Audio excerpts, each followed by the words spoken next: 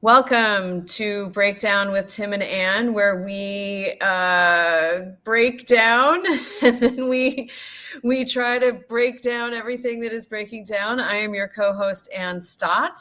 And I am your co-host, Tim McCarthy. Hello, Hi, Tim. Anne. Hi. Hi. Hi. How are you? Fabulous. Never. I feel like every time I ask someone, how are you doing? I'm like, living in the same world you are. Oh, exactly. Yeah. Exactly. Wow. Mm-hmm. What a world. We keep saying this, but like, we knew it'd be fast. We knew it would be bad. We knew it'd be hard. And it's faster, worse, and harder than, I don't know, than I thought it would be. No, same. I keep using the word unrelenting. It just doesn't stop. Doesn't pause. Doesn't hold on for a second. It's just on and on and on all day, every day. Every day is a new, fresh hell. It is, and the norms being shattered, and the laws being broken, and the fact that we know the people doing that don't care. So like, it's like knowing that we're in for a while before there might be like real any kind of real consequence or shift or change is hard. Yeah. It's hard. Yeah, no, it's true. And the thing that is nagging, well, I mean, there are many things that are nagging me at the moment, but that thing that you just mentioned, that they don't care, like there are people out there in the world, probably people who are far more optimistic and hopeful than I find myself in this moment, this extended moment, trying to be like, well, maybe they don't know what they're doing, and they don't understand the consequences, and so like eventually this will all work out. And I'm like, no, like they know exactly what they're doing, and this is the point of it all. We've said this at every episode we've done, right? And that's the thing, is like, I'm not giving anybody the benefit of the doubt anymore. Like they do care, in the sense that they care about like enacting this cruelty and perpetuating this chaos, but they don't care at all who suffers as a result of that. And we have to name that. Absolutely. No, there's no, they're really in that sort of predator, top dog, sadistic mindset. I never understood, people say this thing like, how do they sleep at night? Like, how do the insurance executives sleep at night? And how does so-and-so sleep at night? Or how does Trump sleep at night? I mean, it's clear Trump doesn't care. Like, he's clearly profoundly mentally unwell. And finally, did you ever see that movie, Margin Call? No. It's a J.C. Chandor movie, and Jeremy Irons, Demi Moore, Stanley Tucci, Kevin Spacey. About like the last day at a fictional Lehman Brothers. Oh, like this was after the 2008 crash. Yeah. And I like J.C. Chandor, the director, a lot. And Kevin Spacey plays this sort of middle manager who's done well, but he never made it like all the way to the top because he wasn't quite cutthroat enough, And as everything's going down, he ends up having a meeting with Jeremy Irons, who plays the CEO, who's like helicoptered into the pad at the top of the skyscraper. Right. And maybe this is written about in lots of, scholarly texts about the history of capitalist excesses or whatever. And so, here I am just getting it from a movie. But, okay, cultural analysis is important as well. But Jeremy Irons' character says this thing. He says, look, there have always been winners and there have always been losers. And now there are more people on the planet, so there are more losers and there are a few more winners, but there are exponentially more losers, and that's too bad, but that's the way it is, and I'm going to be a winner. Oh, right. Right. And I was like, oh my God, now Right. I know how those people sleep at night. Like, Yeah. I feel like I literally never had an answer to that question. And I was Right. like, oh. And I think, it turns out Musk is probably not totally well either. Oh, Like, I didn't know. I was just listening to some stuff about him this weekend. Apparently, he's pretty deep into ketamine. Oh, yeah. Yeah. Oh, see, I didn't know that. Oh, yeah. No, I've heard that from for a while now from many sources. Does it surprise you? He always seems high as a kite to me. No, it doesn't surprise me, but I hadn't known that. And so basically now we have the country being run by 2 drug addicts. Yeah. So that's an interesting window into where we are too, because it's widely reported from anyone who worked on The Apprentice who's willing to talk that Trump snorts Adderall. Actually, 3 if you count R.F. Kennedy Jr., who is a known addict of many substances over many, many years, which clearly have done something to his brain, speaking of unwell. And what he's going after, what's the first thing he's going after? Antidepressants, because he says they're addictive, right? The thing that like so many of us are on to get out of bed in the morning and get through the day. That's what he's going after first, in addition to polio vaccines and probably Medicaid as well, although he doesn't know the difference between Medicare and Medicaid, right? So actually, it's a cabinet that's or whatever, an administration that is overflowing with addiction. Yeah. And I want to get to something about RFK, but I just put our title for the show up. I have to say, when we named the show Highs and Lows, we didn't know we were going to go down this addiction. we did not, but here we are. Here we are.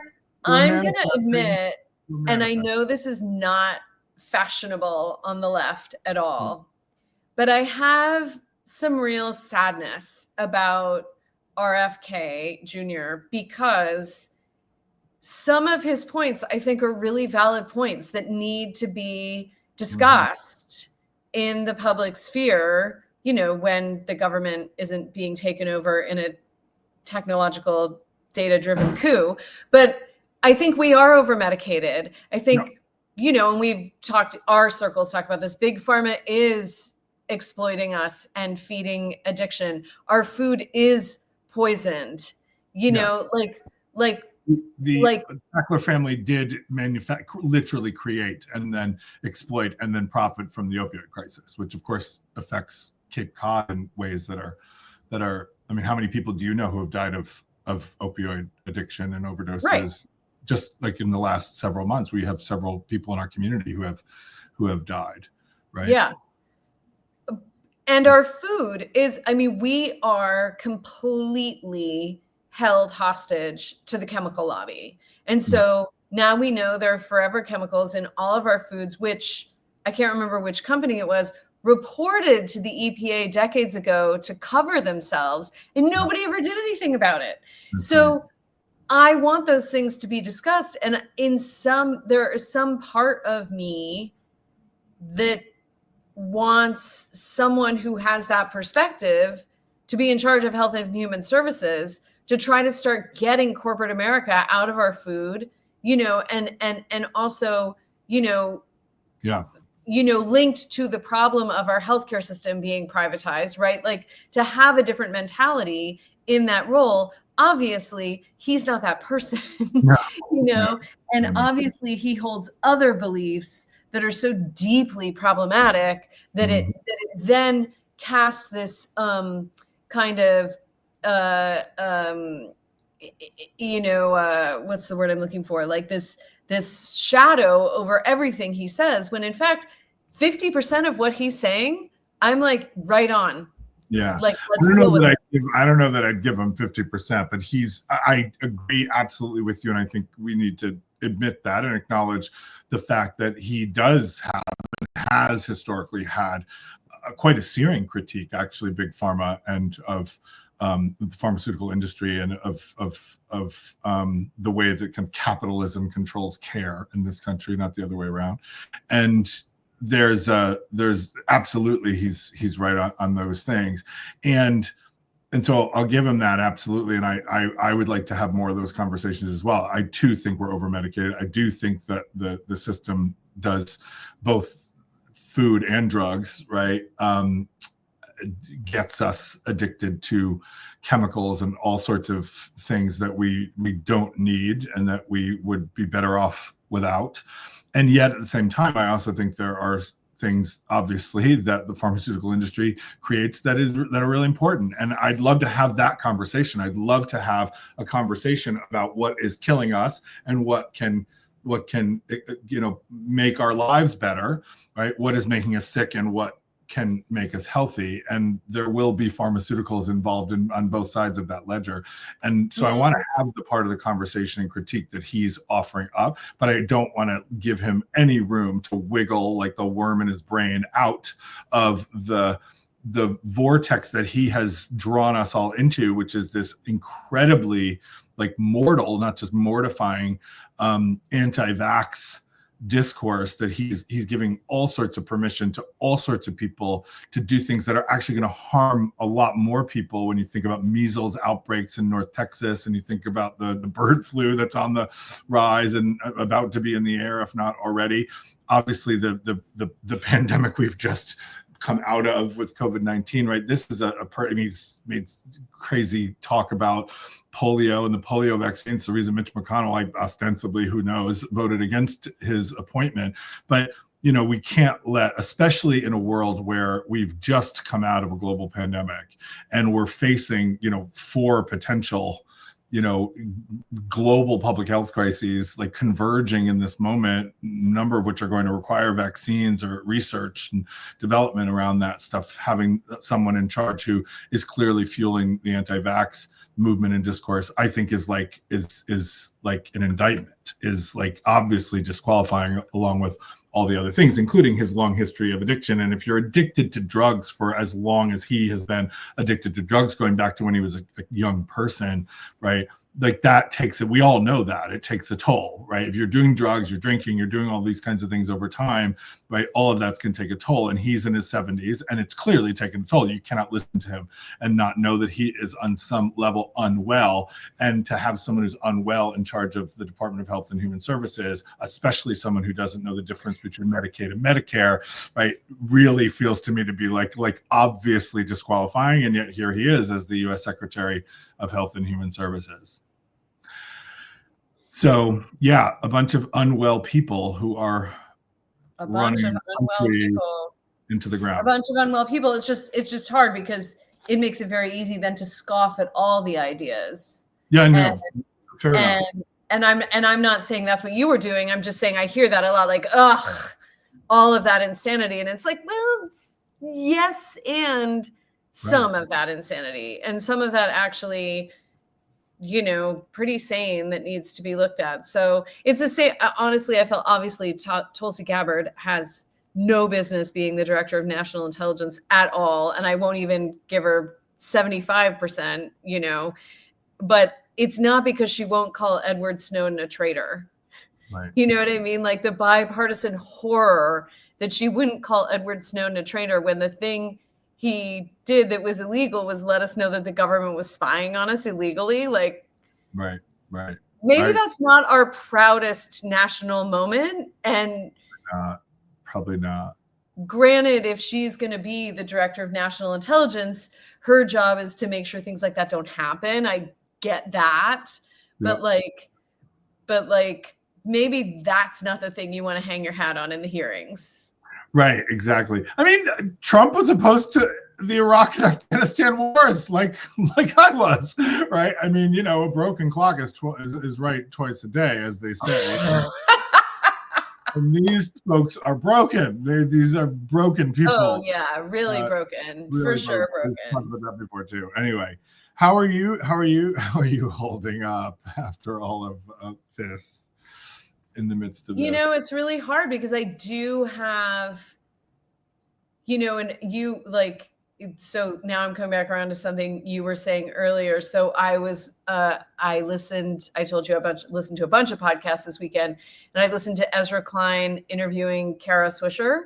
Oh, right. Oh, two very smart people. They did a whole hour on Musk. And in particular, they spent a lot of time talking about his transformation from kind of like liberal, pro-Obama, climate concerned person to what he is now. Speaking of pandemics, that pandemic like twisted our minds in so many ways that we're not going to recover from for a long time. She had a couple of theories, but there were these great moments where Ezra Klein was doing the Democrat thing and the thing you talked about at the top of the show and the thing I find myself doing, like, but if they go down this road and then they hurt these people and then that happens, like, won't there be? And she was like, no, they don't care. Like, they don't care. And it's what you said, like, they do not care about the harm they're causing. No. They have no concern about the harm they are causing people. They care very much about white men being in charge. That's right. And billionaire white men being in charge. They care very much about consolidating more wealth. Yeah. Yeah. And that is it. That's right. That is it. I read something the other day, and I can't remember where it was. It was in Mother Jones, I think. It was in Mother. I want to say it was Wall Street Journal, because then, people who like uplift the Wall Street Journal as a truth-telling place, and it has its moments for sure. But I think it was Mother Jones, which is that we're now at a situation where the billionaires in the United States are wealthier than they've ever been before. And we all know how much, we've talked about how much money these people have made off the pandemic, which is, off of death. But they're richer than they ever have before. There's a tighter concentration of them. And now if you added up all the wealth of the billionaires, it exceeds the wealth of 50 to 60% of the rest of the American population. Oh yeah. And the other more. Yeah. No, it's something. Yeah, maybe it is more, but it was like I was like, but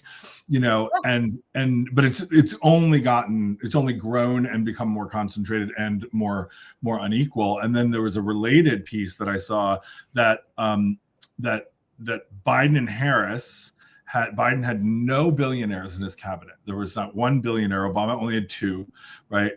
Even Bush and Cheney had, I think, 4 or 5. And I mean, it's like, 4 or 5 billionaires. I like, do you know any billionaires? I wish I did. Some days I write a check. But the redistribute that well. That's probably why I don't know any billionaires. But but Trump is like overflowing of billionaires. Like the cabinet's filled with an abundance of billionaires. And so now you have like this, and we talked about it before, is a billionaire tech bro oligarch class that has, been fully captured. I want to name that because they weren't always there. Zuckerberg was not always there. Musk was not always there. Tim Cook was not always there, right?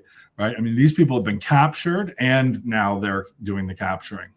Well, and this interview, I'll link to it in our descriptions, between Ezra Klein and Carr Swisher sort of touched on that too, and how, in a way, these dudes, they were talking about Zuckerberg and Musk in particular, like they've never been as liberal as they pretended to be, like never really. Right. And they've always wanted to kind of have total control. And Musk has like blown open the door for them to start acting that way. But I want to say, we keep talking about these tech billionaire bros as a group. And I caught an interview with Bill Gates the other day. No, I did. Yeah, I saw that. Mm-hmm. And interesting to point out that he is not going along with this right now. No. In any way, shape, or form. Right. And just to call that out and give him, I don't know, credit for like not getting on the Trump train. I don't know what you do, but we've been saying, oh, those tech bros, and he's, one of the originals, right? Right. And he's not going down this road, and actually expressed, dismay at Musk's evolution and politics right now. So that was interesting to know. Yeah, I saw that, and I think he's an outlier in what's happening right now. But interestingly, if you think about Gates has always been an outlier. I mean, think about it. The Gates Foundation, the Bill and Melinda Gates Foundation, which, you know, obviously is not without its critiques, or there are critiques to be made about how it works and shows up. But it is a foundation that is designed to redistribute the immense wealth that Bill and Melinda Gates have made, right? And have financed many, many important things in the world. And so they're much more like, actually, in a sense, the earlier kind of, you know, the Gilded Age oligarchs of Carnegie and, you know, Ford and these kinds of folks, right, who did set up like major foundational enterprises that did build and serve the public good in some ways. It didn't mean that they didn't also get rich and weren't terrible people, many of them. But the fact of the matter is there is a tradition in the United States of very, very wealthy people establishing, you know, philanthropic kinds of things that do, you know, some enormous good in the world. And it's interesting that Gates is the only one of that crowd, right, that's really done that. I mean, there's the Zuckerberg Chan money that I mean, maybe that is foundation too. Maybe they've done that, but that's much more Priscilla Chan than it is Mark Zuckerberg or ever was. But it's interesting to me that like Gates is an outlier, but Gates has always shown himself, both, and Melinda Gates even more so.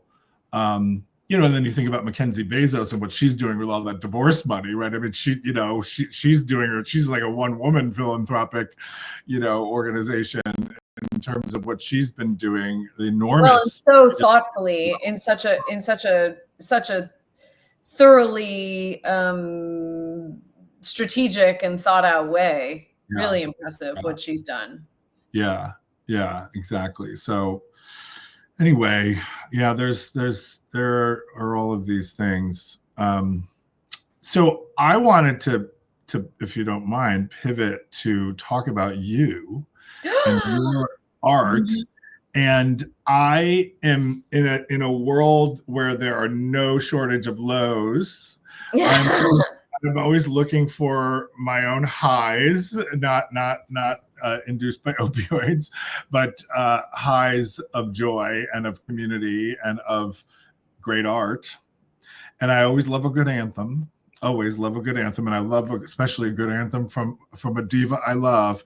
And you have produced like the anthem of the season, and called "Love's the Only High," which is it's this amazing song, and it is so beautifully written. It's such a love letter to our community, the queer community, and you know, it's so smart on so many levels, like all the things you do.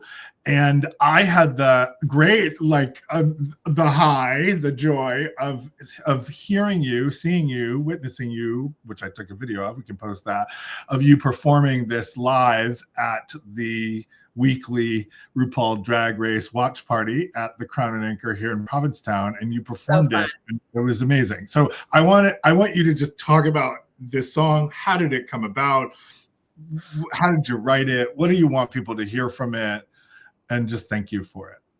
Oh, thank you so much for all of that. I feel like you saying all of that, it's sort of like such a validation of what I want the song to be sharing with people right now in this time. Interestingly, so this song, "Love's the Only High," was actually written last summer, before the election. You know, certainly well before the inauguration.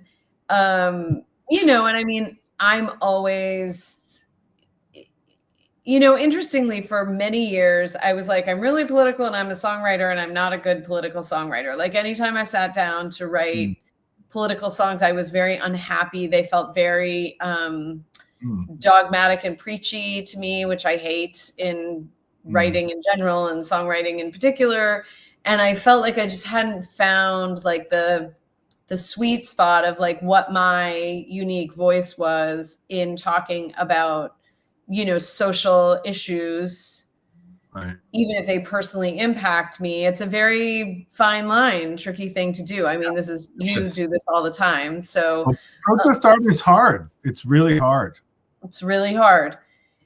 But I do feel like this was something that happened during the pandemic. I feel like something about the pandemic kind of like shifted some synapses in me in a way where I like found, and maybe just the years of songwriting, you know, met the pandemic moment. I don't know, but it felt like something about the pandemic and the way our lives all changed kind of helped me find like my political songwriting voice. So the album I released last fall has several political songs on it. It has a song about climate called Water to Blood. It has a song about racism called White Lies. And it has another song about climate that actually I'm making a video for called Palm Trees and Parking Lots, which is a love letter to LA that I wrote 2 years ago. And we're making a video for it, which will be out in a couple of months. But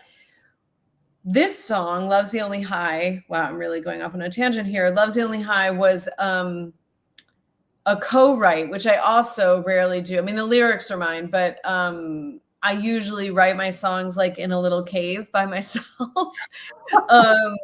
But my producer, Barb Morrison, and engineer Jeremy Kinney, who had worked on the whole album with me, we had so much fun making the album. When the album was over, I was like, it can't really be over. Like, we can't stop working together. And so I did something I've never done, which is the three of us went into the studio for 4 days last summer and just wrote stuff and like made stuff up and created stuff. And it was actually here in Wellfleet. And so we like recorded the crickets, and then like Jeremy chopped it up and distorted it and turned them into like a drum track, you know, like a percussion track. And like we used everything. It was just like, bring everything. And in that time, Barb heard this bass line and we laid that down. And then we were like, okay, what is this? And then I started writing, and then Love's the Only High came. I love it. Yeah. And so we were like, and then when we left that recording those 4 days, like a few days later, we all texted, and Jeremy is a total introvert. Like Jeremy's such an introvert. Like I never hear from Jeremy after a session. I mean, we enjoy working together, but like he's in his world. Goes back in underground. Yeah, basically. I mean, he's working all the time. He does sound on tour for big artists and stuff. But yeah, but a few days later, we all texted and we were like, Love's the Only High is the song that like has to be let out of the gate, like immediately. Like it cannot. And I don't know if you experience this with your writing, like with books, like do they nag at you? Like, do you experience them? Because what happens for me with songs is at some point in the writing process, and it can be like from the first line, or it can be like it doesn't happen until I've, you know, edited 300 times or whatever. But there's this moment where it becomes like an entity outside of myself. And then it's like talking to me. Yeah. And with Love's the Only High, it was almost immediate. And all three of us were like, this song like wants to go. Like it wants to go there. Yeah. Well, it sounds like that. It feels like that when you listen to it. And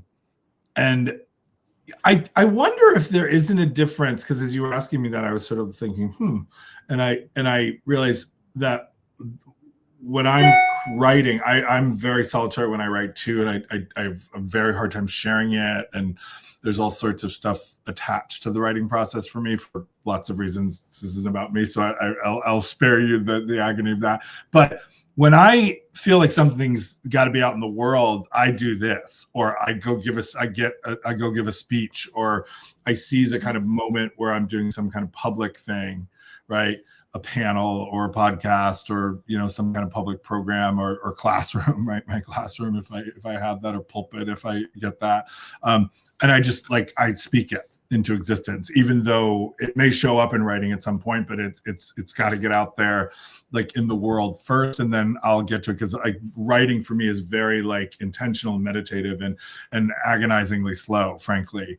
And I'm wondering with a song, because songs are meant to be heard and experienced and felt and like inspire people to dance or to love or to cuddle or to, you know, go to a protest, right? It's so it's so affective and people oriented in that way that I wonder if like you just like you can imagine like this song in particular, which is an anthem, like can you imagine people bopping a tea dance to this summer? I could. It was the first time I heard it. I was like, this is going to be the tea dance anthem this summer in Provincetown. And I was like but immediately I was imagining people dancing to this beautiful art. Oh, yeah. Oh, yeah. And also with songs, you never really know them until you've performed them live. Like, right. Which is interesting with this recent album and also this song, because with previous albums, at least some of the songs on them, I had performed a lot live before I recorded them. So I had more information about them. Somehow I understood how they like breathed with an audience and like what really landed and what didn't. And then I could tweak what didn't and whatever. So it's always interesting when I record a song that hasn't had any exposure to an audience, but we felt pretty confident that this song would land. Like we knew this song just needed its people. And then I need to just shout out. So the song was co-written with B.R.A.V.E and Jeremy and B.R.A.V.E and Jeremy played almost all the instruments. So B.R.A.V.E played bass, and also B.R.A.V.E's a horn player. So the horn part, the da, da, da, da, that's B.R.A.V.E. And then Jeremy put down all those great guitar licks. I didn't play on this song. I often play on stuff, but I didn't on this song. Huh. And then we brought in Bart Schautel, who is an engineer and producer who worked on Brat. Oh, wow. I've heard of it. Yeah, you know, in passing. And that Charlie XCX Billie Eilish duet last summer. Yeah, of course. And he was the vocal producer. I recorded the vocals, B.R.A.V.E and he and I in LA last fall. And then he added some of the like, well, he added honestly the thing I like the least about the song, which is there's this string thing that happens up on the high end that is like almost a pop bridge too far for me. Like I fashion myself as pretty indie, and the string, Swift. Yeah, just a little. And when he added it, and I wasn't in the studio when he added it, and then they sent it to me, and we were all on speakerphone. I was like, I don't know, I just don't know if I could go there. And he was like, honestly, Anne, it's the strings that make me want to take my shirt off and dance. And I was like, okay, well then they stay. All right, then they stay. Yeah.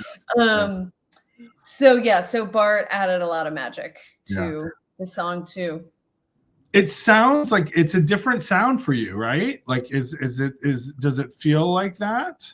It is the far end of a continuum for sure. Okay. So if you listen to so like my 2010 album, Pennsylvania, is like indie folk rock for sure. My 2015 album, Love Never Dies, is like a eclectic cinematic indie rock. And Watershed Synapse Experience, which I released last fall, is again eclectic. Like, so there's a wide range of experiences, and some are more on the pop end, some are more on the grungier rock side. Like lately I've been saying sort of like cinematic agit pop and indie rock, like is sort of the thing. And then Love's the Only High is like on the pop side of all of that. But I think that's what that's what I meant. Yeah. So it's definitely the most pop I've ever gone. But if I, and it was funny because I was sitting with that in the fall before it was released, like, really? Okay, this is interesting. And then I did the release shows for my album. And I was like, but that song fits in this set. Like, it might be the most pop song, but it's not like it doesn't fit. You know what I mean? Yeah. So, and then Yeah, it's definitely still you for sure. Yeah. Yeah, and then lyrically, it's, you Yeah. know, it's very me. Yeah. But Yeah. it's definitely, and I think this is, you know, like so much of my songwriting has been about like accessing my pain and angst and morphing that into song, right? Mm-hmm. And it's very interesting. Two times this has happened in the last year, and it's going to happen more so. Barb and Bart did a dance remix of my song I Can't Hide. And it was Oh. like, oh wow, like and that song is very vulnerable for me. Mm. Like I went very deep within, but then it got morphed into this experience of joy for people. You know Mm. what I mean? Mm. Which is a Mm.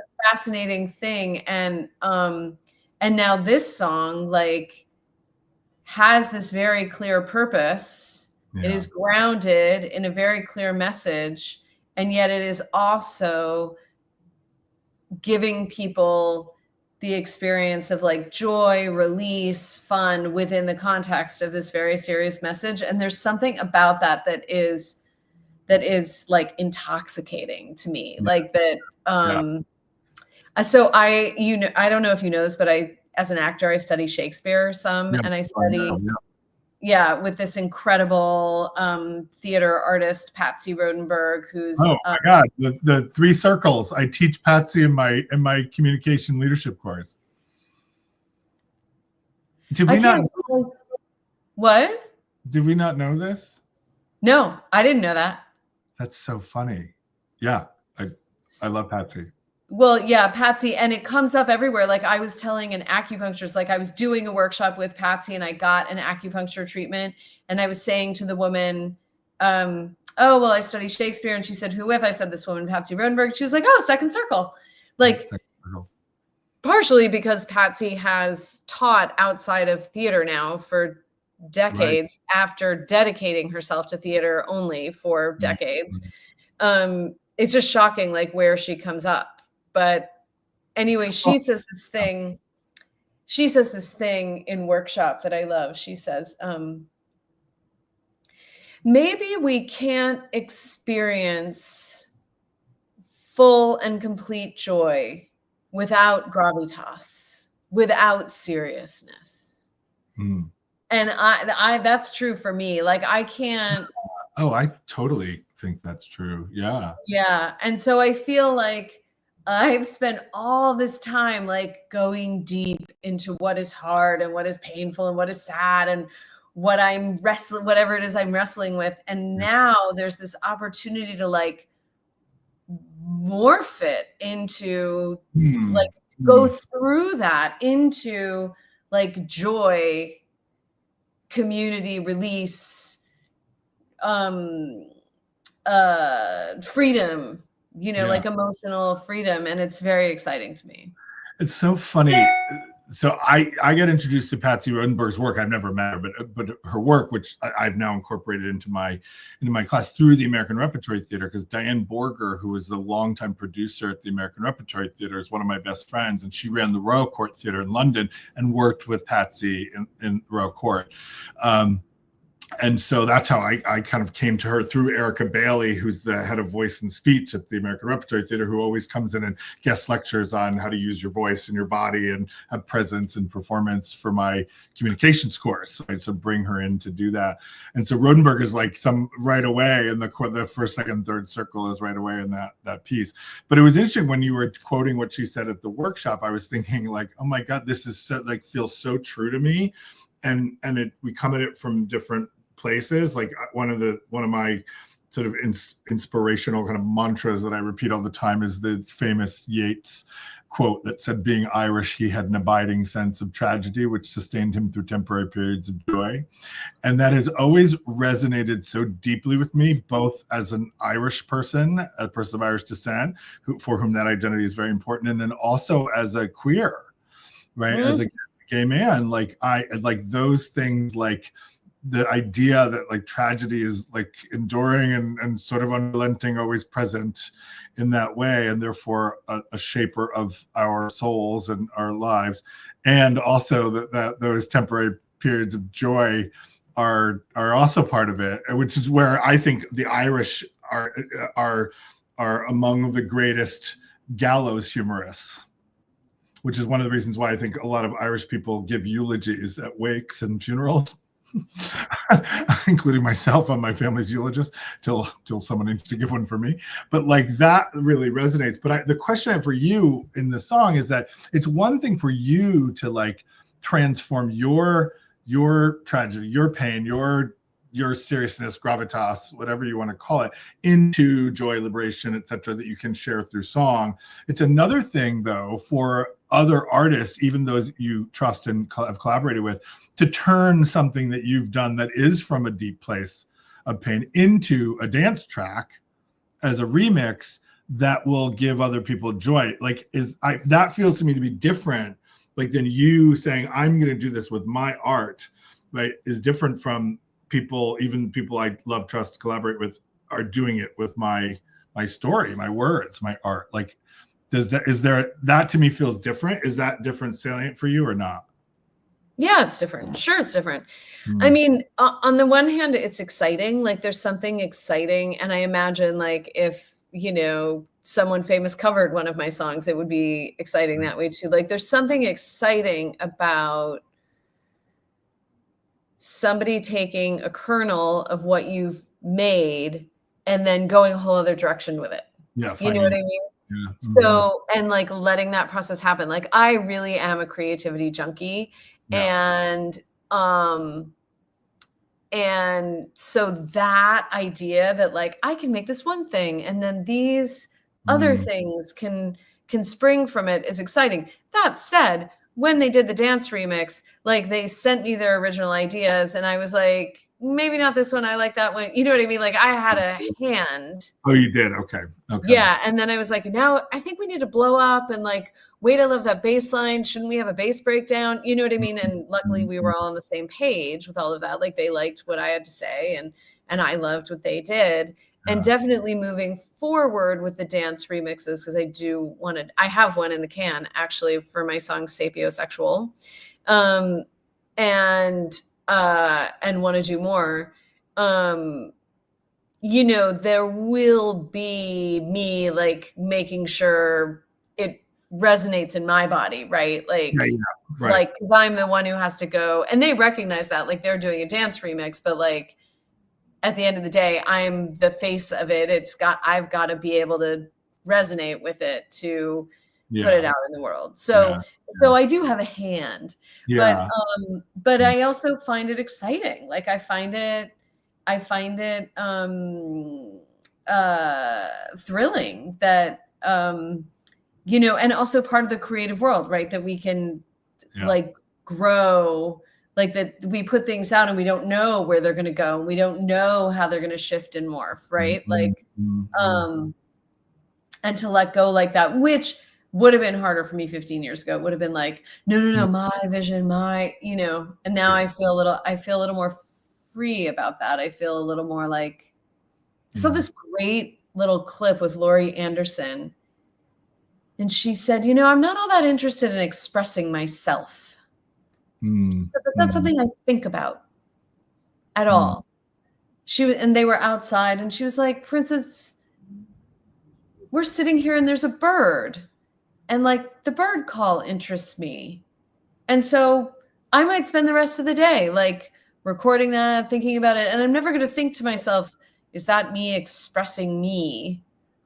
Interesting. You know, I think I have more trust now that like my voice is pretty strong and whatever happens, like it comes through, you know? Oh, there's no question about that. So, yeah. Can I ask you one other question? I had one other question, which is the queer, like, love letter part of this, which to me feels really important right now. Like like there was something about, I mean, I was so excited when you told me you had a new single and it was excited it was going to drop. And I was texting you the night before when you were like bothering you when you were trying to like set up all the like. No, it was exciting. So nice. And all of that. And then I obviously getting to see you perform it live, like on Valentine's or like right before Friday before Valentine's Day was like super fun. But you know, I mean, this is a hard time, right, for queer folks. I mean, we were just talking before we came on here of the torture and the murder of Sam Nordquist, the trans man in upstate New York who disappeared, right? Came to upstate New York from across the country to find his online girlfriend, and then was set up and locked in a hotel room, and, you know, all of the ghastly things, right?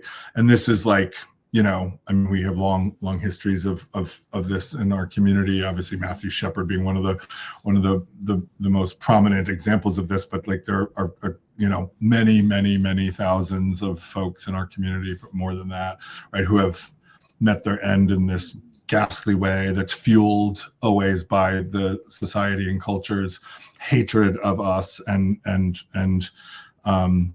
desire, actually, the desire for us to die and be dead, which is, like, if I'm being really honest, like part of American culture. It's like cooked into the culture. And so when queer artists, especially in times like this, that produce the ghastly torture and murder of someone like beautiful soul Sam Nordquist, like, how do we then, like, how do we deal with that? And it feels to me one way to deal with that is through art, right? To take, as Carrie Fisher once said, Meryl Streep quoted her once, said, "Take your broken heart and make art." And art can heal, right? And art can heal best, I think, when it articulates a vision of love that is both universal and abundant and capacious and embracing of all, and also, in this case, very specific to our community, right? And a community that has always understood how to love through the hate and the violence and the death. And we've taught the nation how to do that time and time again. Whether they listen to it or accept it is another thing. But like, it's one thing that we have taught this world is how to love fiercely, deeply, unconditionally. And your song like taps into that and is itself a love letter to the love that has endured despite all of that. So anyway, that was a long way of me asking, like, why this, why now? Like, are you, yeah, what do you feel like when someone says it's like a queer anthem for this moment? Which I'm not the only one who said that. Yeah, no, I mean, I feel like, you know, this is where, and again, I'd be curious to hear how you feel about this. Creativity is such an interesting thing, and especially because it was a co-write, like, I really feel like this song came through me. Like, I don't feel, and I mean, it's so hard to talk about, and it's so hard to describe, because the words of that song are so distinctly me. Like, if you know me, you know those words are like, oh yeah, Anne wrote that, you know? And at the same time, it was a true collaboration, not the words, but the music that created the space for the words to come. Yeah. Yeah. And then and I wrote the "Love's the Only High" part. I mean, there was a process around, like, okay, if the chorus came first, "Love's the Only High" was there. So then for the verses, I was like, the two most obvious next questions are the verses about how love's the only high, or the verses about the ways we've been told love isn't the only high, right? Like, that, those are the two most obvious roads to go down. Obviously 1,000 other roads, but those were the two obvious ones that came to me. So then the first verse came, which is anti-consumerist, sort of, you know, like anti-capitalist, whatever. And then that second verse, the first two lines came almost immediately. And then honestly, it was very hard to get the trans message in 6 syllables. I spent it was a lot of work getting the trans message in the 6 syllables. But it also feels like it came from somewhere else. Like, it feels like it existed before me. It will exist after me. It was channeled through us and is needed. You know what I mean? Like, is needed. And it is now just my job to support it going where it's needed. Like, I really have this very distinct feeling of like I was used and like now I must be of service. And maybe more deeply with this song than any other song I've ever written because of this moment. Like, after the election, I wasn't like, oh, great, my song's relevant. I was like, holy fuck. Like, we have this song. Like, how did this happen that we have this song right now? Yeah, right. Like, I don't even get it. You know what I mean? So, I'm not even sure if that answers your question. No, it does. I mean, there were many answers to that question probably, and many questions in that question. It was more of a wondering than anything. But I think, to like pull a Larry Kramer moment here, like, we've been teaching the world how to love for a long time. Like, the mother and father of American poetry were queer. Like, Emily Dickinson and Walt Whitman were queer. You know what I mean? And there's this whole story about Emily Dickinson that she was a recluse who like never let anyone in her room, and it's total bullshit. I know. It is not true. And your institution has her letters where they've done the infrared scanning to prove that there was no like Mr. X, that she was writing about her sister-in-law, Susan, like that they had, Emily Dickinson and Susan Dickinson had probably a lifelong love affair. Susan Dickinson was the person to wash her body after she died. They wrote each other 1,000 notes during their life. They lived next door to each other. Nobody needed to write 1,000 notes. Right. That's a lot of notes. Yeah. Yeah. Her niece published. Did you see Wild Nights with Emily? No, I did not. No. Oh my God. Must watch. Crazy. Molly Shannon playing Emily Dickinson. Oh my. That was not on my bingo card. Yeah. No, and this is when I found all this out. Like, I hadn't spent a lot of time on Emily Dickinson, but she had another lover at some point, and there was a book about that in the 50s, and Emily Dickinson, like, scholars tried to squash it because in the 50s, if you were a homo, you were a communist, and then you'd get banned. Kind of good intentions, but whatever. And I mean, Walt Whitman wrote explicitly about his desires, so they could never be squashed. I got turned on reading Walt Whitman when I was a sophomore in college. I was like, ooh, I'm like with my Norton anthology in my room. It wasn't even a porn magazine. I was like, whoa, the emissions and the ejaculations and exactly. Yes, and the bodies. Oh yes. So I mean, there's this long tradition of queer artists because like, other marginalized groups, like once you're on the outside, once you're thrown to the outside, once you're looking from the outside, you have things to say from the outside. And unfortunately, leading us into the next part of the show, thank you for honoring the song and giving it time. I'm very excited for people to hear it, and I will put a link to it in the description below the video. We are, because Trump, the people around Trump were organized and ready for this moment with Project 2025, we now have this takeover, and we're going to get into the Department of Education, but also this takeover of the Kennedy Center and of the arts and of the National Endowment for the Arts. And we are going to have so many voices being silenced. And also, even if you are not someone who is invested in honoring voices that have traditionally been silenced, silencing any voice silences all art. Like, there will be less art, there will be less expression, there will be less creativity moving forward because of Trump's agenda and the agenda of the people around him. And, if people don't know, he has named himself the chair of the board of the Kennedy Center. And there have been resignations and cancellations from people of conscience who don't want to be affiliated anymore. They also fired certain people from the board of directors, including John Baptiste, who, then the next day performed at the Super Bowl with Trump in the audience. Right.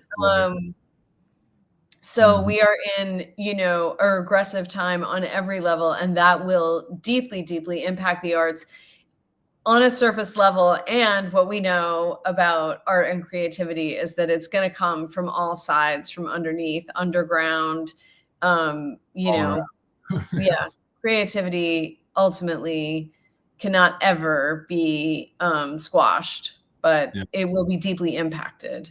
Right.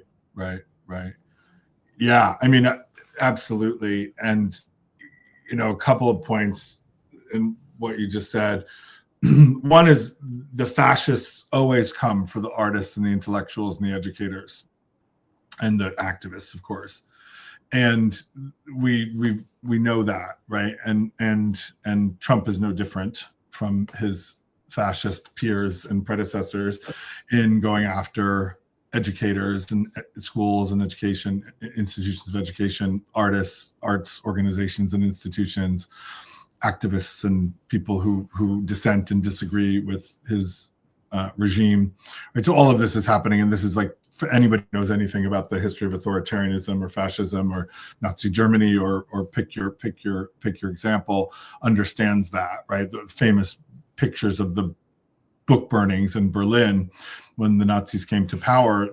One of the most iconic, probably the most iconic of those pictures, is a picture of the books that are being burned from Magnus Hirschfeld's Institute for Sexual Research in Berlin, which did some of the trailblazing research on sexuality and gender in the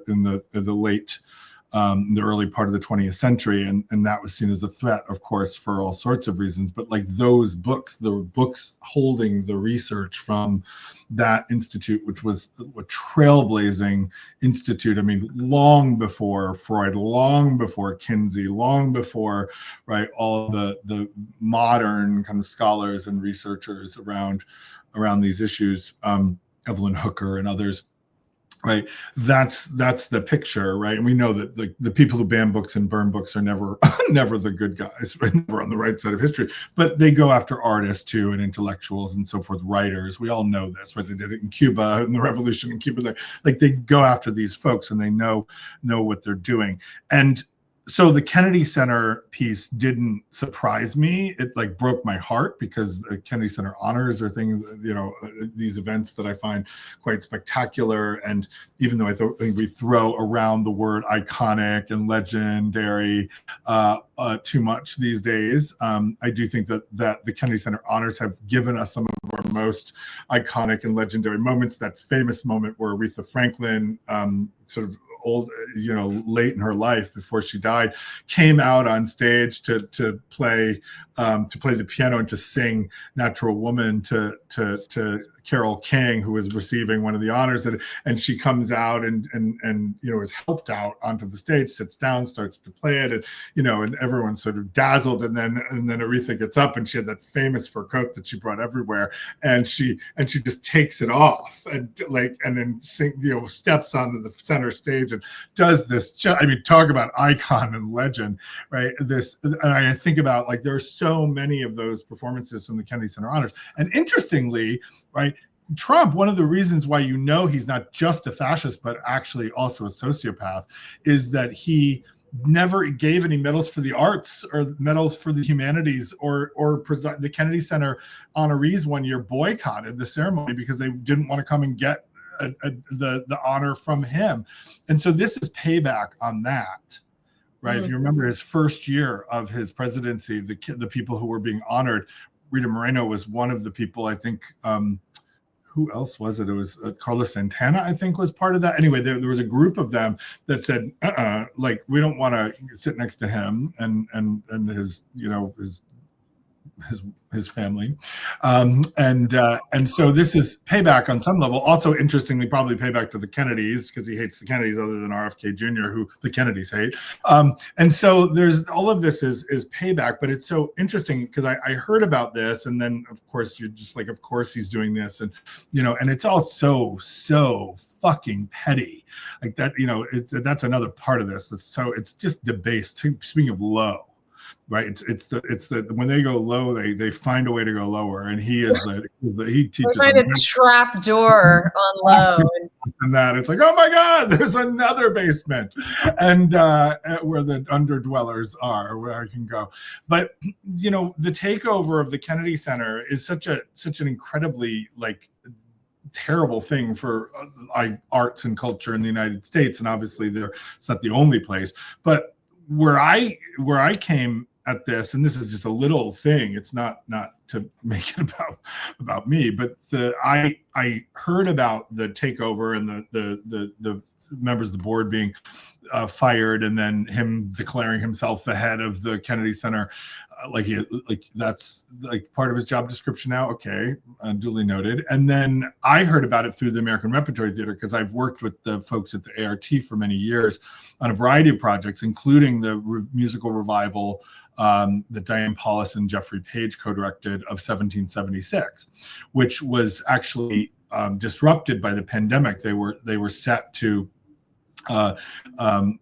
stage the revival of the musical in 2020, right before the election or election season, and it was meant to sort of inspire a new way of thinking about that musical. And it was all women, all mostly people of color, genderqueer, non-binary, trans cast.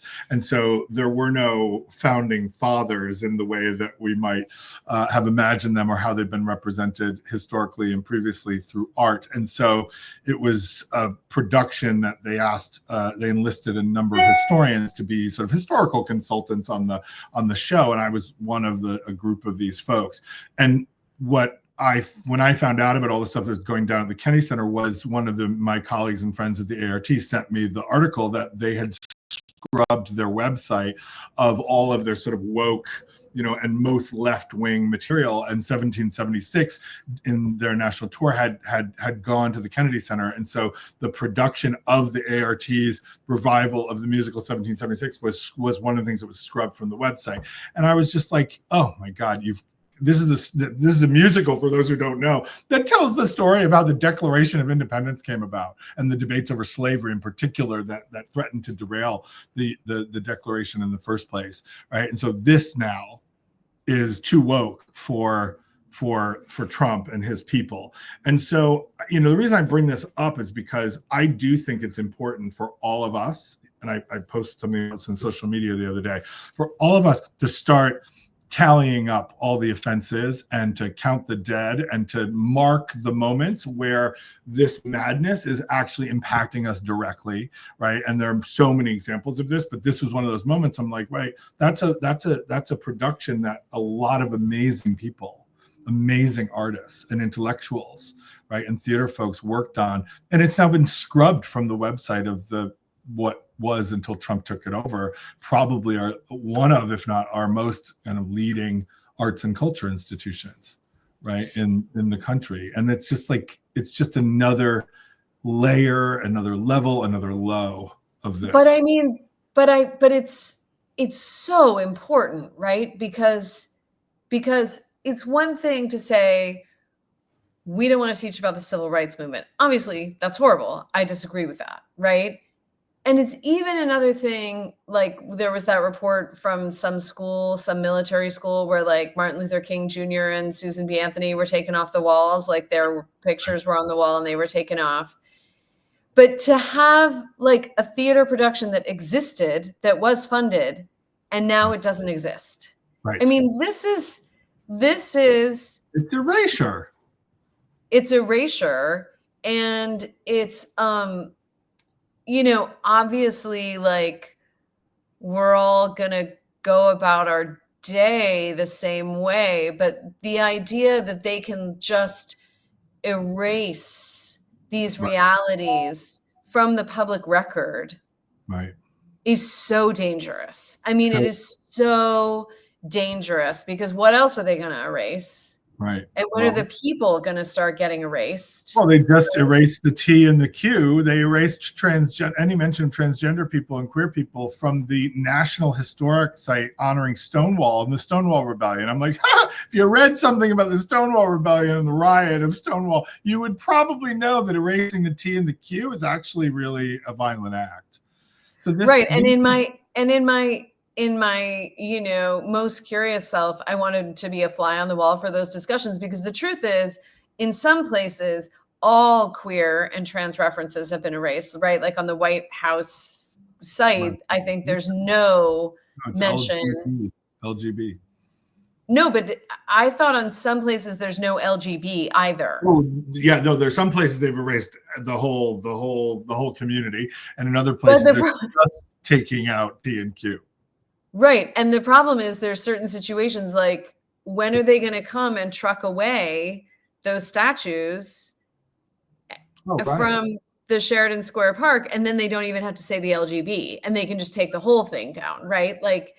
They had to leave something, because like, what is it? Like, it's, you know what I mean? Like, it's the Stonewall Monument. There are statues there. Like, it is part of the National Park Service. So like something there's a tour with the voices of Sylvia Rivera, Marsha P. Johnson, and a whole bunch of other folks who are there.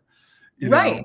Yeah. But I'm just saying, I was so fascinated that, the gays even survived that moment. Yeah. Which does bring up something that I know we didn't plan on talking about, and we do need to get to these other issues about things being erased and federal funding and what it's going to impact in your organization, which I really want to talk about. But it's interesting to me that so far in these 3 weeks, and we're recording this, we should have said this at the top of the show, we're recording this show on President's Day, February 17th. So depending on when it airs, other things may have transpired, but so far there has not been a big crackdown on protest. That's right. And I mean, Trump promised that, and I'm sure it's coming. Yeah. We don't know when it's coming. But so far, there hasn't been an erasure of protest altogether. Right. I mean, you and I literally before we recorded this show, we were both at a protest together. You fabulously emceeing the chant, and as always, but we were just together at a protest. We were at a protest, I think, before we filmed the last one of these shows, and so this will be a constant thing, right? Protests being called and organized all over the place, very small d democratically, the grassroots, not by any one singular organization necessarily, which I find very interesting in this moment for a variety of reasons, which I'm happy to talk about if you want to, because we've talked about this offline. And there I do want to talk about it, but more I want to get back to this thing of erasure. So protest hasn't been erased yet, keeping our eye on that, and this was before the inauguration. We were like, this is the list of things we know are probably coming. We just don't know. Like, we can assume immigrants are first, trans people are first, certain democratic systems will be first. We didn't know how extensive that was going to be and total that was going to be. But we don't know when protest is coming, but there's all this very systemic, clearly organized erasure happening, and this major grab of federal funds, which most people are assuming is their way of trying to radically lower the federal budget so that they can give the billionaires a bigger tax break. Yeah. But in the meantime, there's been a lot of talk about how Democrats have a messaging problem. They probably have a policy problem at their core, but they have a messaging problem, and they don't talk about like how these things affect us specifically. So there are a lot of people who think the federal government is probably too bloated and too wasteful and spending money on things that aren't important. And maybe it does need to be cut. Maybe we do need to stop and look at all of this money, that's going out the door and decide what we do or don't want to spend it on. First of all, we need to point out that the way Elon Musk is doing that is illegal, because this money was already allocated by Congress, which is how the Constitution says money should be allocated in this country. and people's representatives voted on these expenditures. And, you know, aside from all the suffering it's causing with life-saving medicine not being available to people, and people on clinical trials who are suddenly not on clinical trials anymore, all kinds of services all over the world in complete chaos and disruption.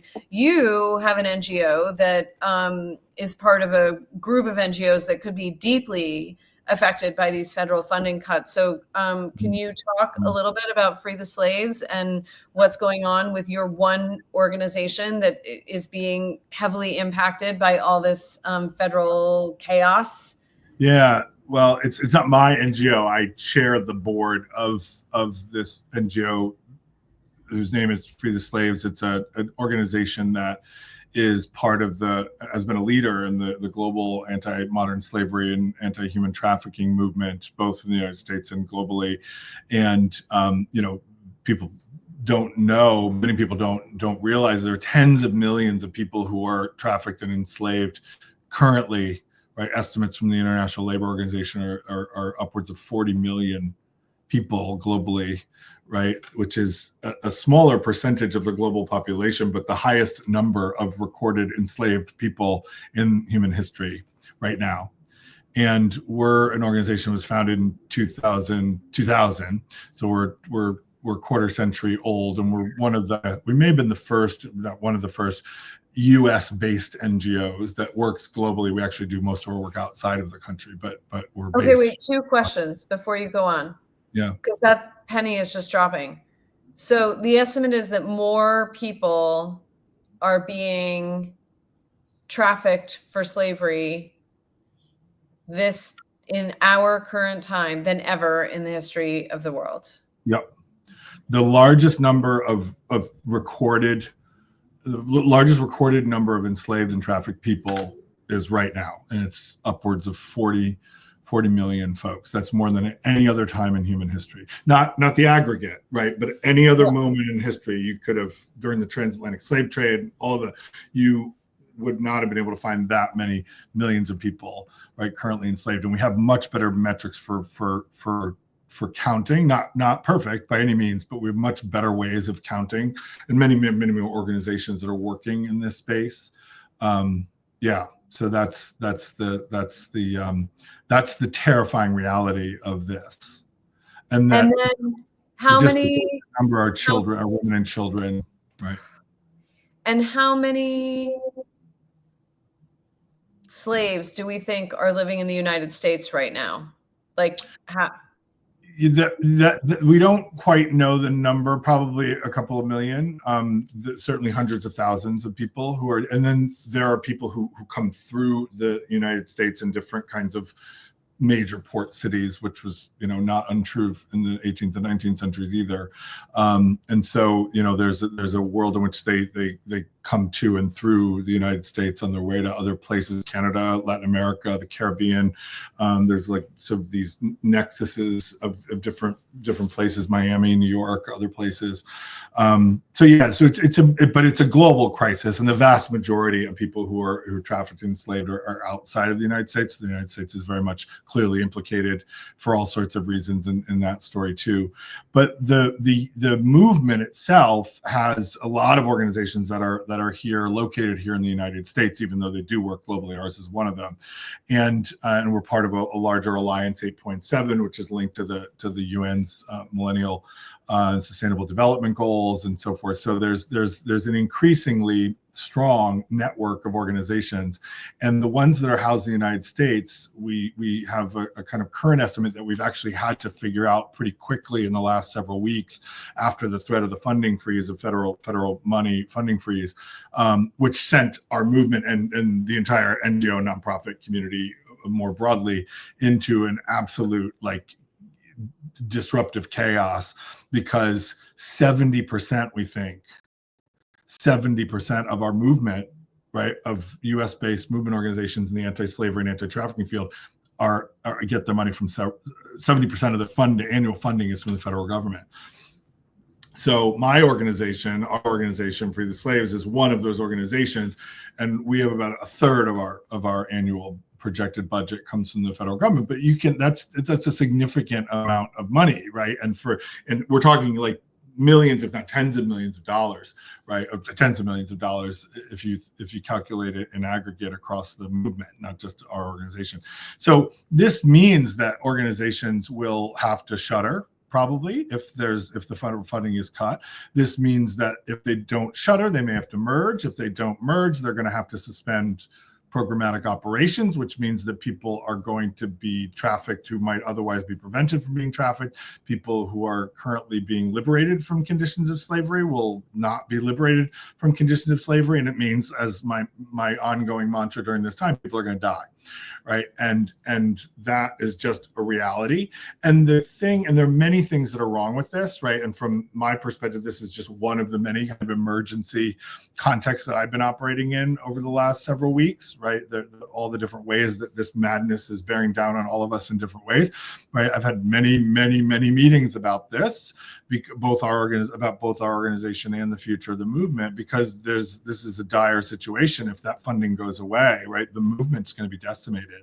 And that's just a reality of that moment. And do we like think about that, right? Like if you were to poll any group of people nationally or globally, do you think that enslaving people is right or wrong? Or do you think that trafficking people into slavery is right or wrong, right? The vast majority of certainly this country, I would hope, if not the globe, would say, yeah, like that's like not okay. Like slavery is like talked about right away in the UN Declaration for Human Rights. Like we can agree that slavery is a bad thing, right? And trafficking of persons is like a bad thing, and that's like high up there on the list of terrible human rights abuses. And interestingly, in the United States, funding for anti-trafficking and anti-slavery initiatives has been one of the very, very few consistently and overwhelmingly bipartisan issues where Republicans and Democrats both agree for different reasons. That's a whole deep in the weeds I don't need to get into. But like this would be a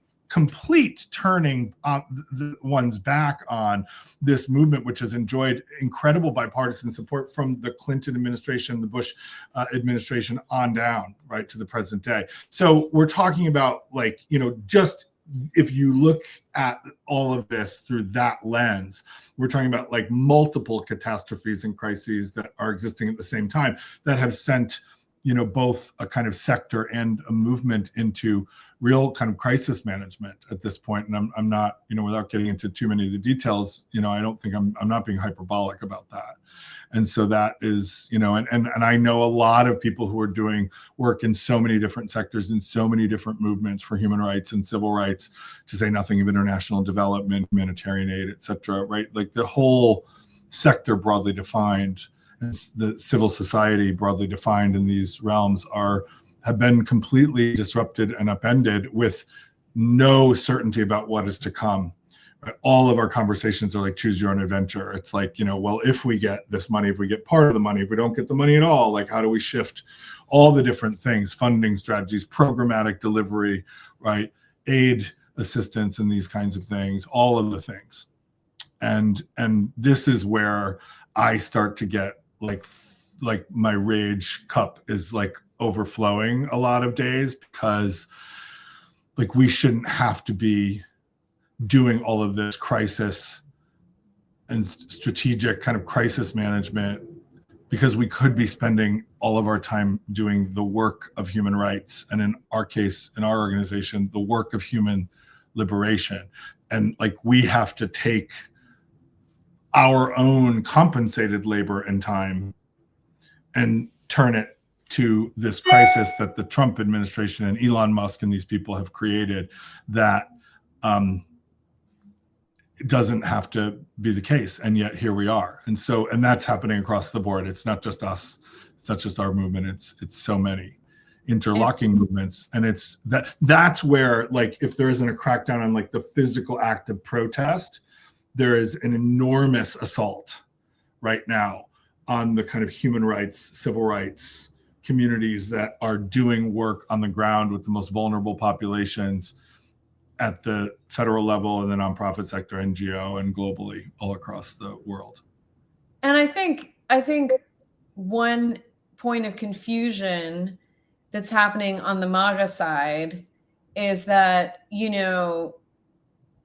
it's long been known that the federal government has waste in it. It has redundancy in it. It has old systems that need to be updated that could then be more cost efficient. There is fraud happening. There are people trying to defraud the government for Medicare money or even pandemic money or those things. And those things should be overseen. If somebody really cared about those things, they would actually increase funding to the inspector general's offices, inspectors general offices, rather than eliminating those positions. That's a digression. But then there's Elon Musk and Trump saying waste, abuse.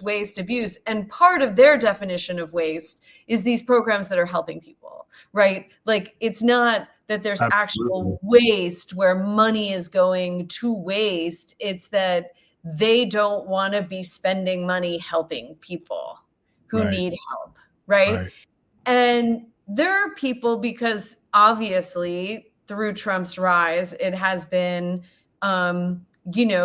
starkly revealed to us, as we've discussed before, that there's a sort of, rugged individualist, like dog eat dog, I shot you first kind of ethos in a lot of American culture that might say, well, why, if the majority of human trafficking and human slavery is happening outside the US, like, why should we be spending our money, like, stopping these things? And of course, I have two answers to that in this moment, and you probably have many more answers that I would love to hear. One is, we are in a global world now. You can't disconnect the human trafficking happening here from the human trafficking happening all over the globe. They have to be looked at together. And that's just on one issue, but pretty much on every issue, especially disease, for instance, like all the disease prevention work we fund around the world helps us have fewer diseases in the US. Like, that's part of the deal. So we can't separate ourselves from the world, much as the Trump Musk school wants to do. But the second thing I want to say is bringing it back to Patsy Rodenberg. One of the things that's so brilliant about her Shakespeare workshops is that she's always tying Shakespeare to now, right? Like, she's always tying, all of Shakespeare is about power and love, like, and people using power, abusing power, abdicating power, like, and so she's always tying it into our current situations, because for her, the work is not some like ancient text that's dead. It's very alive, and it's always speaking to these moments. But in one of those contexts, she was talking at some point about American politics, and I can't remember the point, but she said it a few times in her workshop. She says, say whatever you want to say about America, but she said, I have traveled this whole globe now, and everywhere you go, I don't know why this is going to make me cry right now, there are Americans doing good things. That's everywhere true. You go, all over the world. And, you can go some places in the world where, in my opinion, Americans have done some really bad things too. So I want to be clear about that. But there is also at our core this kind of like good, youthful, inspired desire to help. And when people all over the world see Americans doing good things, helping to feed people, helping to get medical care to people, medication, all of it, like, that impacts how people see our country, how people relate to our country. And if we take all of that away, I had this, now I'm really going off on a tangent and I want to get back to you in a second, but I had this conversation with a cab driver from Senegal in the fall. One place where we do our work. I'm sure. Yeah. And he was like, it was interesting because there were things he liked about Trump. He liked that Trump speaks his mind. And he was saying, stuff about the politics of West Africa and how, unstable it is. And we were speaking half in French because I speak some French. And I was saying, but Trump's that crazy. Like, we're going to become that unstable. And he was like, I know, he's crazy.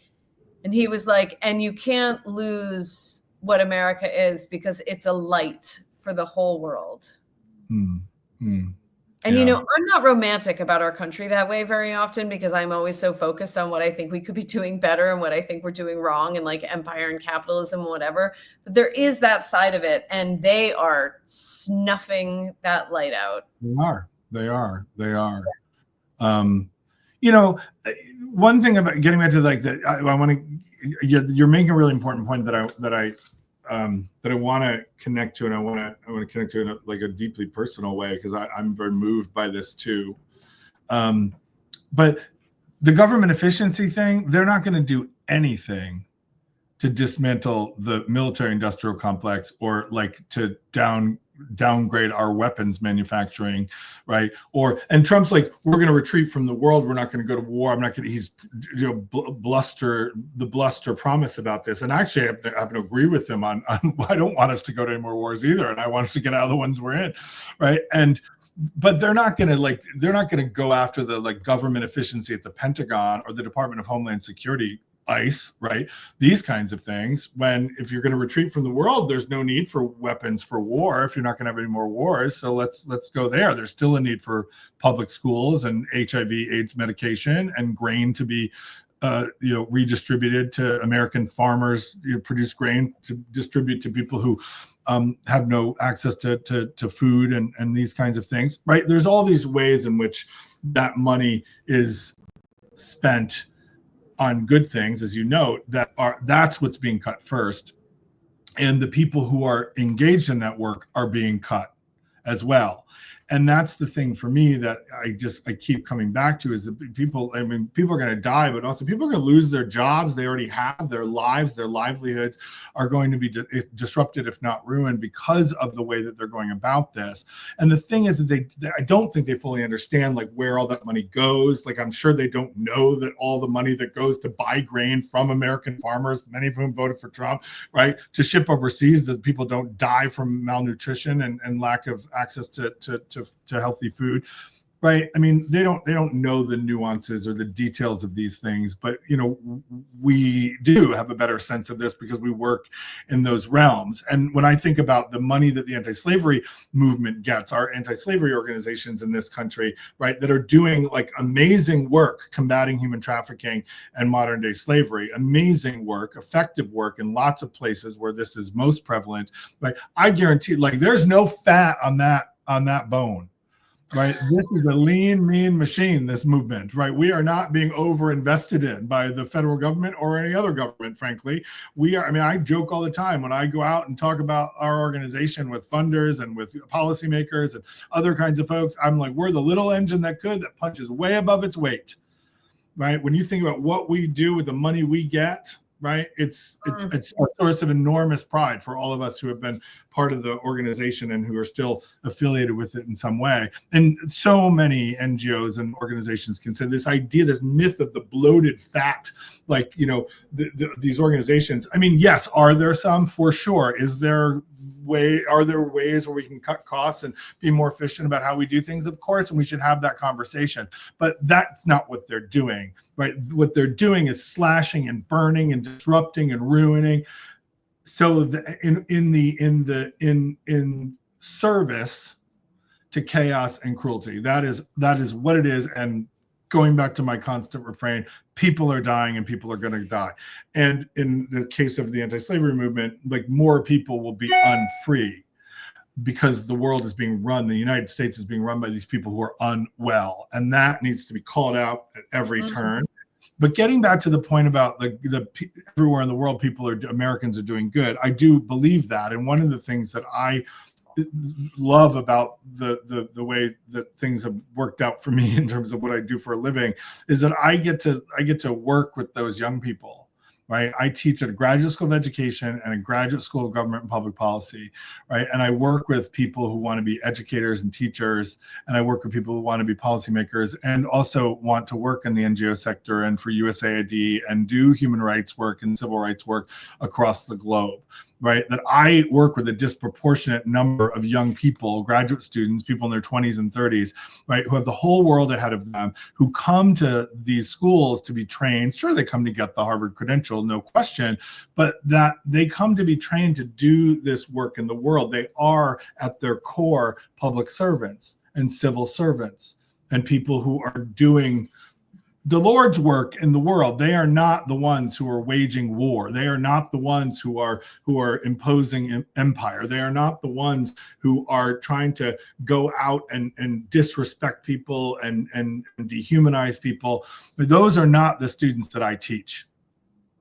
And one of the most heartbreaking things about this moment, from just my little personal vantage point, is that I have an entire group that are part of a rising generation of folks who want to do this work, who no longer know whether or not they are going to be able to do this work.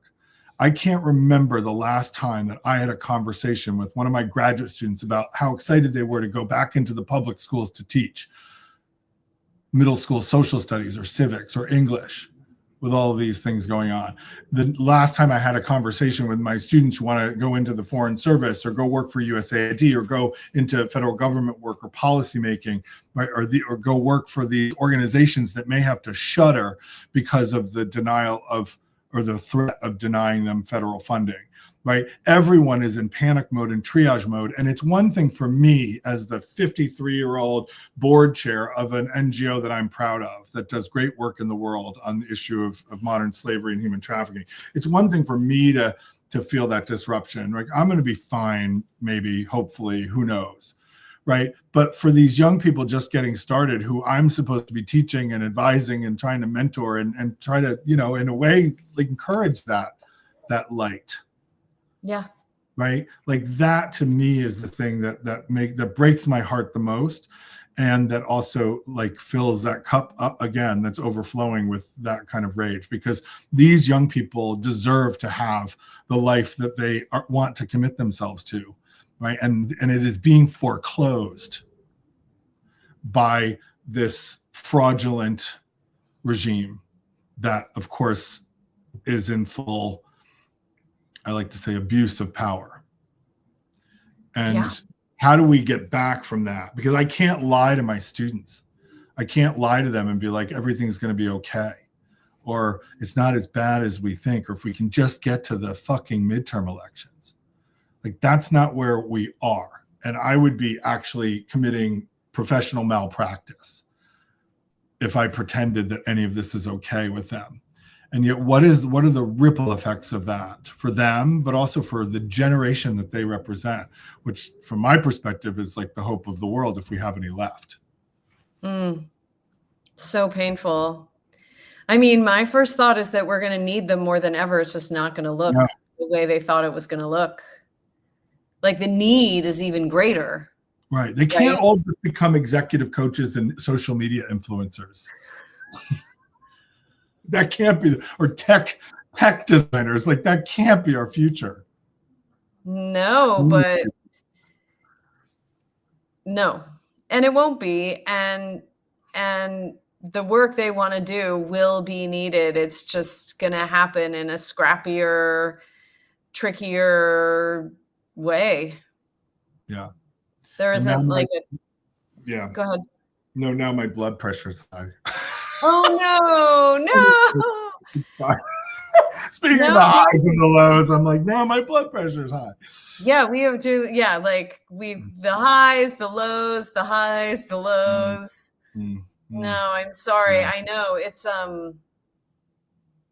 we are facing, and I have a really hard time. Like I said, I've been listening to a lot of podcasts and reading a lot of things, and anyone with any hint of normalcy just makes me crazy. Like, anyone, on these shows who's sort of like, well, we'll see what happens in 2026 or whatever. It's like, we don't know if there's going to be a 2026 at this point.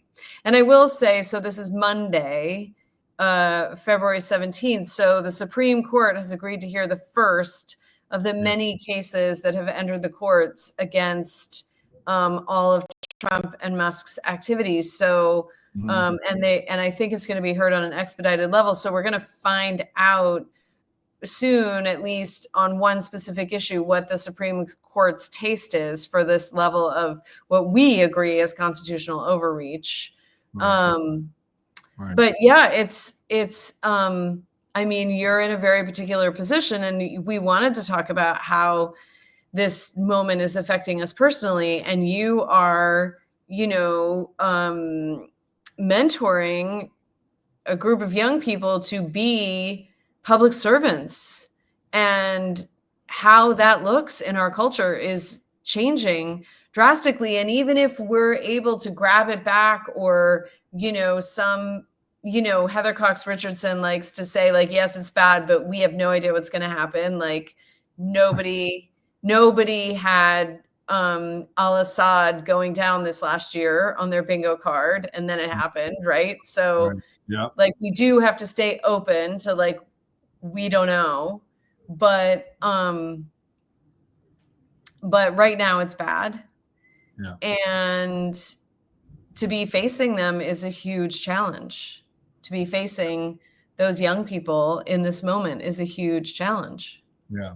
Yeah. And they're struggling. And everyone knows that I will, I'm not a betting person, but if I had to be a betting person, my bet's always going to be with my students. Always. That's like a non-negotiable for me. Are they complicated? Do they drive me crazy sometimes? Of course, but they're like, they keep my light and my fire burning. And so they're indispensable, right? And I get to see them, and work with them and be with them in this way. And I'm just one person who teaches, right, these kinds of students. There are so many of us across the country and the world who have the enormous blessing, and it's a different kind of privilege, right? The enormous privilege and responsibility of being with these young people as they grow and become what they want and deserve to grow into and become, and then set them out into the world, set them flowing in a way that, like, brings more justice and more equality and more freedom and more health and more humanity to the world. And there are a lot of those people, and I that's what you got to hold on to that. But I am holding on to them for a variety of reasons right now, and they're really, really struggling with all of this, because the future that they want to help build and shape is like dying before their eyes. And that weighs very heavily on me. I think when I have my days where I have the hardest time kind of getting up literally out of bed, or staying up in terms of my mood and my energy, and my feeling of being able to have any agency at all in any of this, it's when I feel like I'm not able to do what I should be able to do for them and with them to keep them going, because they're gonna outlive and outlast me for sure. And that's by design. It's how things work, right? The one thing we always know is coming is death. At some point, it's coming for all of us. But how I've chosen to live my life is with these young people, as they're setting out in theirs. And it weighs very, very heavily on my heart. Well, how could it not? One. Yeah. Two, that's a manifestation of your special heart in particular. And I'm pretty sure that you are still giving your students a great deal of what they need, even with all this uncertainty and fear in the mix. And the fact that you aren't lying to them is important. Yeah. And we're in unknown territory, so we have to all help each other find our way. As I like to tell them, there are enough adults lying to you. I'm not going to be another one. I love it. Like, you And have I nothing also to think do right now. it was so moving to hear you talk about how they inspire you. And I think this is a great way to end the show because, you know, that youthful energy is really needed right now. And it is something we're seeing in the country. We're seeing, you know, as we mentioned briefly at the beginning of the show, like all this new protest activity coming up, and it's not coming from particular entrenched established organizations. It's coming from, you know, some people online throwing a flyer together and saying, let's all do this. And then thousands of people showing up to do it with, you know, a huge vacuum of leadership, certainly from the National Democratic Party and even from larger organizations that have at times taken the lead on things like this. There is just this, you know, people are taking the action and manifesting what they need to do. Yeah. Without a clear direction of where it's all going to go. So, I have faith that you are imparting a great deal of wisdom to your students in this time, even when you are feeling hopeless or ineffectual. And I am very moved by all the ways people are standing up and fighting back against this attempted coup of our country. Yeah. And I mean, I you know, I totally agree with you. And I'm not one of these people who's like immediately suspicious if like a protest is called or rallies organized and, you know, the right movement organizations aren't the ones behind it. Like I've never been that person. I know too much about the protest tradition and the radical tradition in this country to know that like some things are incredibly well organized by, you know, known entities and trusted organizations and individuals, and some forms of protest just happen. And there are roots that are very much in the ground and in the kind of rage that's in the wellspring, right? And then you get something like the Stonewall riots. The Stonewall riots it's not the March on Washington. No. And the marches on Washington are one piece of the protest tradition, right? But the Stonewall riot is another. The Montgomery bus boycott is another, right? The freedom rides are another. And there are so many ways, the zaps, right? There are so many parts of the protest tradition that come spontaneously, serendipitously, right? In the moment of the moment. And it's not planned, right? So much of ACT UP's work, right, was like, you got an idea, and Sarah Schulman talks about this in her book on ACT UP New York, right? You got an idea, go do it, you know? And sure, there are some actions like the campaign against the action against the Stop the Church action in New York, which, you know, that was something that a lot of people were like, oh God, that might have been a little bit too far, too extreme, whatever. But like they did it and it worked and it had an impact. And I think we're seeing, another opening in this moment in history for a lot of action and activism to emerge that may be a little inchoate, that may be a little bit subterranean or subversive or underground for all sorts of good reasons, frankly. And also youth-led and social media driven. And I mean, we're in a different time. This is an unprecedented, in many ways, an unprecedented political moment. And therefore, a lot of the protests that we're going to see that comes is going to look different and feel different and come from a different place than we might have, you know, known before. And that's really important for those of us who are like of a certain vintage. Like one of the things about being with young people so much of my life is that I hope, and so far I've been successful in being able to stave off the impulse to be like, oh, these kids, they don't understand how to do what they're doing.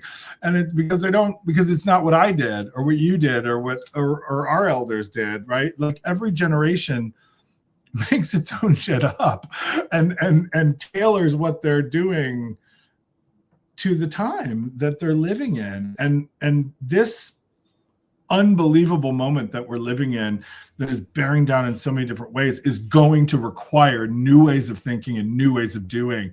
And if that's a whole bunch of young people, right, who don't get permission from the elders to go do something the way they want to do it, then, like, you know what, fuck it, let's follow them. Like, you know, totally. And, you know, to your point, like, it was so easy. Like, I remember when Occupy Wall Street happened, and right, there was so much criticism of it from afar. And I was messy here with the teeth, this was anarchy, you know, anarchy and unfounded. And what do they even want? What does it right. mean? What are they doing? Like, there's no purpose, blah, blah, blah. They're And dirty, they're camping out, all the things. and I was here on the Cape, and I was, you know, I was following it, and I was getting the fundamental, like, you know, thing they were saying, which is like, you know, the greed in our country has got to be reined in. But when I finally got down to New York and I went down, it was so powerful. Did you go at all? I went to the one in Boston and Zuccotti Park in New York. Yeah. Actually, I also happened to be in Israel and Palestine for a delegation, and there was Occupy Tel Aviv. We walked through it because it was at that moment the students were had taken over Harvard Yard, had occupied Harvard Yard, and then I got on a plane and flew to Tel Aviv to go on this delegation to Palestine and Israel, and there was an Occupy encampment in the middle of Tel Aviv at the same time, and also obviously all over the United States. So yeah, oh yeah, wow. it was yeah, they were very different from the folks in Zuccotti Park. Were not the caricature of what was going on in Zuccotti Park. No. And when you went to it, my experience was, and I have to say this as like a, you know, person of a certain age who has no desire to sleep in a sleeping bag on a street corner anymore. Yeah. Ever. You know, same. They were creating the community they want to see in the world, in surrounded by, I mean, I don't know, maybe Tokyo or Dubai now, you know, supersedes New York City in terms of financial excess or whatever, but like in one of the world's centers of greed that has been exploiting people, exploiting countries for decades with almost no consequence at all. They created community. You wanted to read a book? Here's a book. You needed food? Here's food. You needed a tent? Here's a tent. Like, just this sense of like the understanding of the interdependency of all humanity, and that we have to care for each other. And just one footnote on Occupy is, you know, a lot of people with money gave the Occupy people a lot of money. And when it was broken up, there was a lot of money left over. Yeah. And there was a group of people, I'm sure you know this, but most people don't know this, who formed a working group, and over the period of a couple of years, just used that money to buy student debt. And so, people whose debt had gone into collections, you know, you and I know this, but if you have debt that's gone into collections, the collection agency has bought it for pennies on the dollar of what you actually owed. And they're making a bet that they're going to get somewhere in between that. They're going to make money on their pennies on the dollar investment.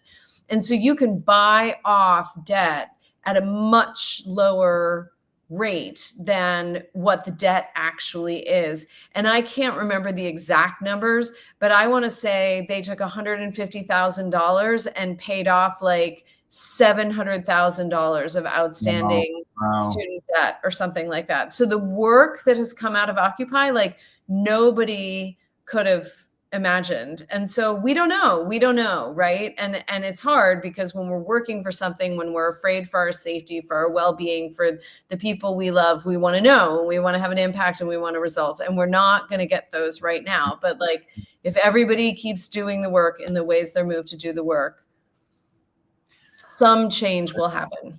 Yep. They're flooding the zone. We got to flood the zone. Yeah.